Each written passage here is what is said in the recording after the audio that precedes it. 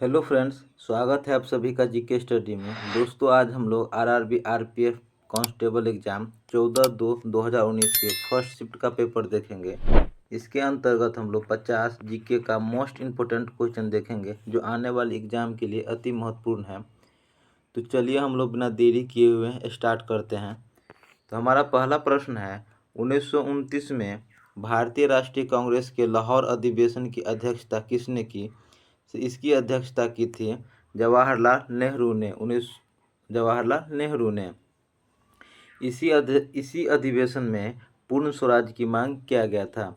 इसी अधिवेशन में पूर्ण स्वराज की मांग किया गया था। जबकि गांधी जी 1924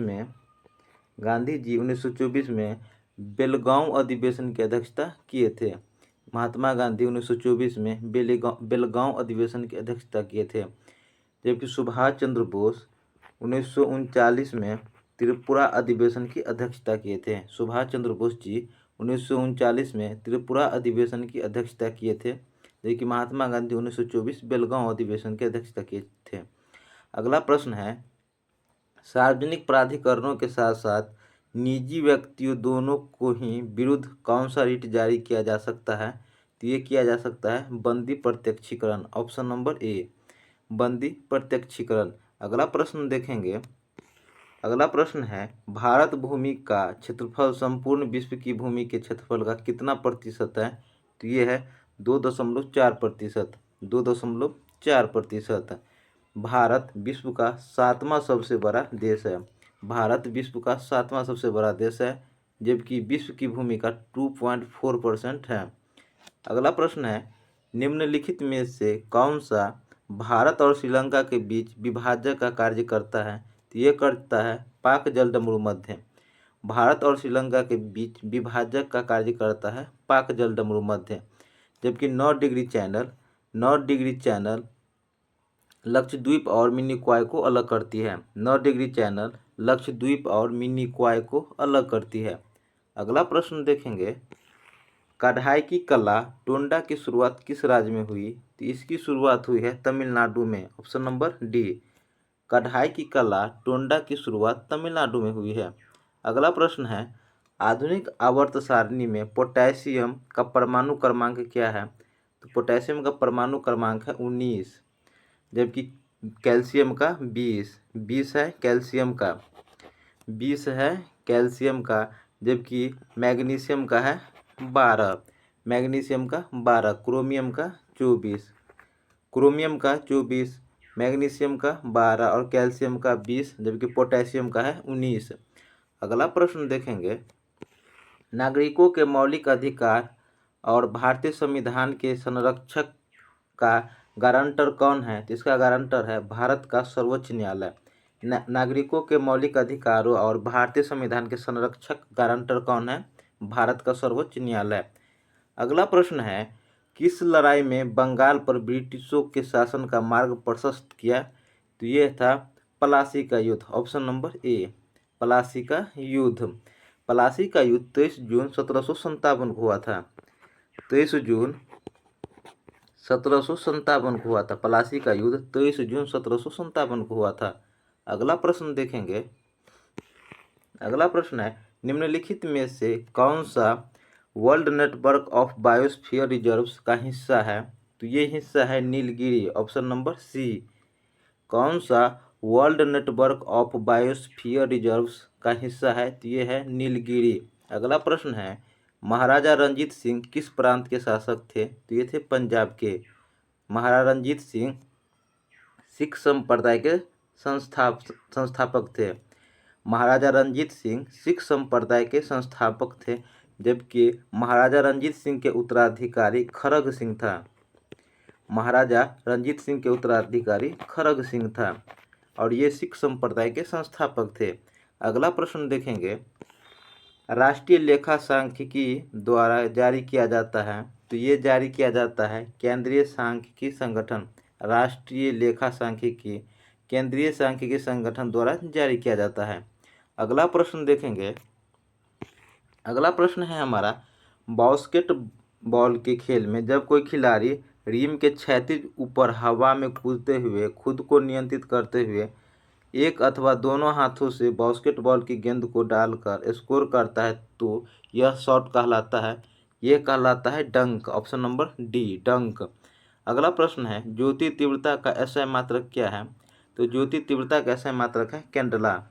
ज्योति तीव्रता का एसआई मात्रक है कैंडला। ज्योति तीव्रता का एसआई मात्रक है कैंडला। जबकि मोल पदार्थ की मात्रा का मात्रक है। मोल पदार्थ की मात्रा का मात्रक है। जबकि हर्ट्ज आवृत्ति की मात्रक है। हर्ट्ज आवृत्ति की मात्रक है। और एम्पियर विद्युत धारा का, एम्पियर विद्युत धारा का मात्रक है।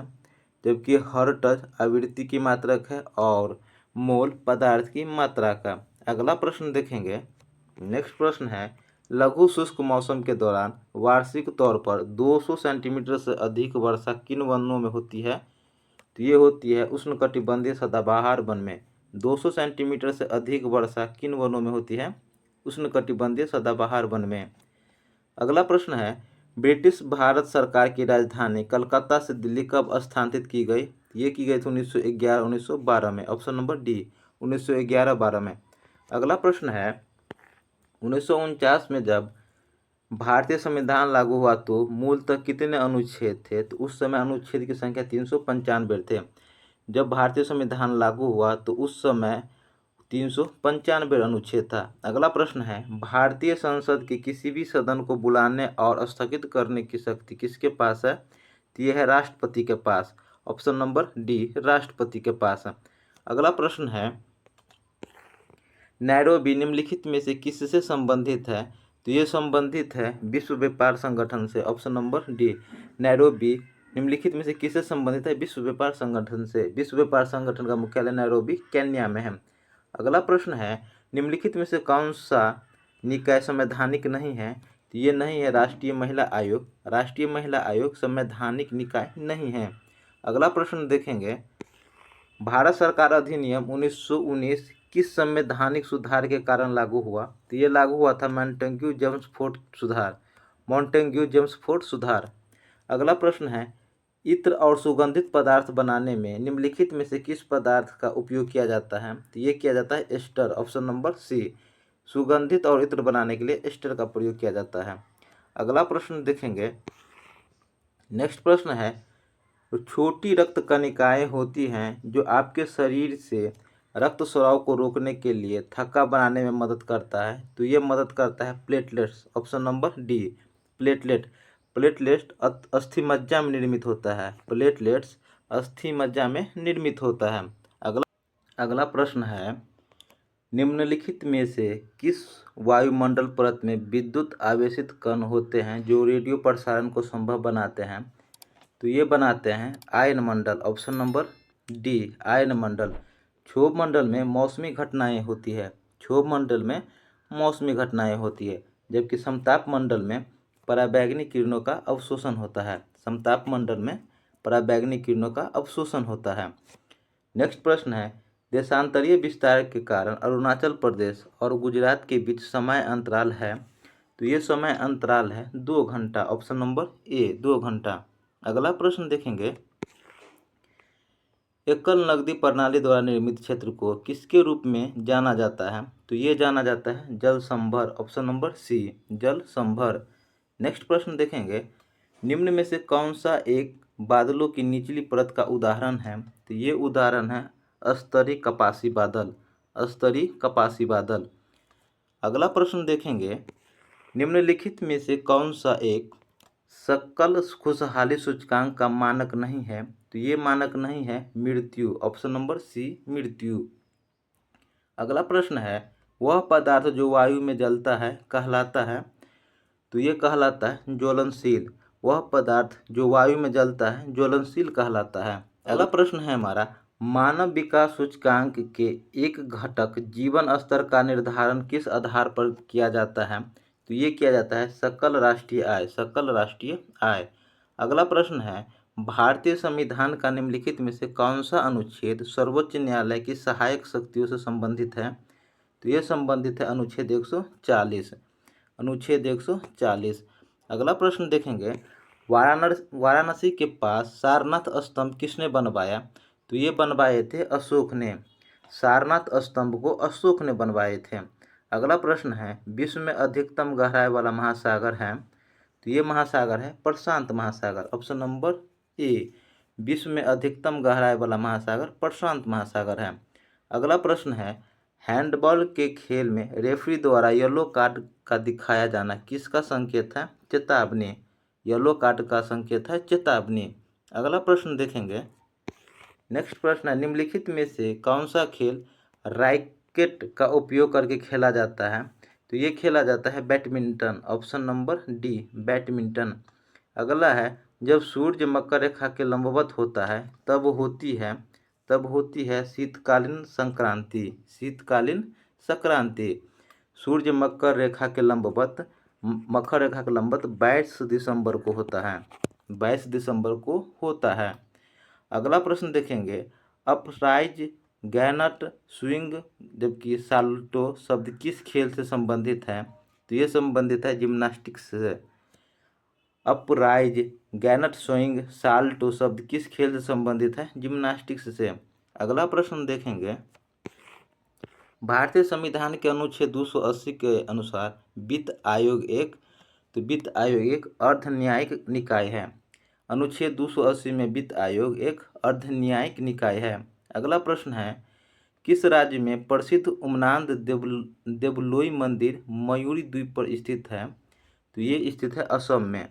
असम में प्रसिद्ध उमानंद देवलोई मंदिर मयूरी द्वीप पर स्थित है। यह भगवान शिव से संबंधित है। भगवान शिव से संबंधित है। अगला प्रश्न देखेंगे, चुंबकीय रेखाओं की समीपता द्वारा चुंबकीय क्षेत्र की कौन सी विशेषताएं प्रदर्शित होती है? तो ये प्रदर्शित होता है सापेक्षता तीव्रता। चुंबकीय रेखाओं की समीपता द्वारा चुंबकीय क्षेत्र की कौन सी विशेषता प्रदर्शित होती है? सापेक्षता तीव्रता। अगला प्रश्न है, रोजगार अवशासन योजना शुरू की गई, तो ये शुरू की गई थी 1993 में। ऑप्शन नंबर डी, रोजगार अवशासन योजना 1993 में शुरू हुई थी। अगला प्रश्न है, भारत सरकार की लोकतांत्रिक व्यवस्था का रक्षक किसे कहा जाता है? तो कहा जाता है सर्वोच्च न्यायालय को। सर्वोच्च न्यायालय को भारत की लोकतांत्रिक व्यवस्था का रक्षक कहा जाता है। अगला प्रश्न देखेंगे। अगला प्रश्न है, कपिल देव की कप्तानी में भारतीय क्रिकेट टीम ने किस वर्ष क्रिकेट विश्व कप जीती थी? तो ये जीता था 1988 में। Option number C, Kapil Dev की कप्तानी में भारतीय क्रिकेट टीम ने किस वर्ष क्रिकेट विश्व कप जीता था? 1988 में। अगला प्रश्न है, फूड पैप का दूसरा नाम क्या है? तो फूड पैप का दूसरा नाम है ग्रास नली। Option number A, food pipe का दूसरा नाम ग्रास नली है। दोस्तों, हम लोगों का 50 क्वेश्चन का सेशन कंप्लीट हुआ। ये सेशन आपको कैसा लगा हमें कमेंट करके ज़रूर बताइएगा, और इस सेशन में आपका कितना सही हुआ ये भी हमें बताइएगा। वीडियो अच्छा लगे तो लाइक कीजिएगा, और चैनल पर नए हैं तो सब्सक्राइब कीजिएगा। ऐसे ही वीडियो पर डे आता है। तो मिलते हैं हम लोग नेक्स्ट वीडियो में, तब तक के लिए जय हिंद जय भारत।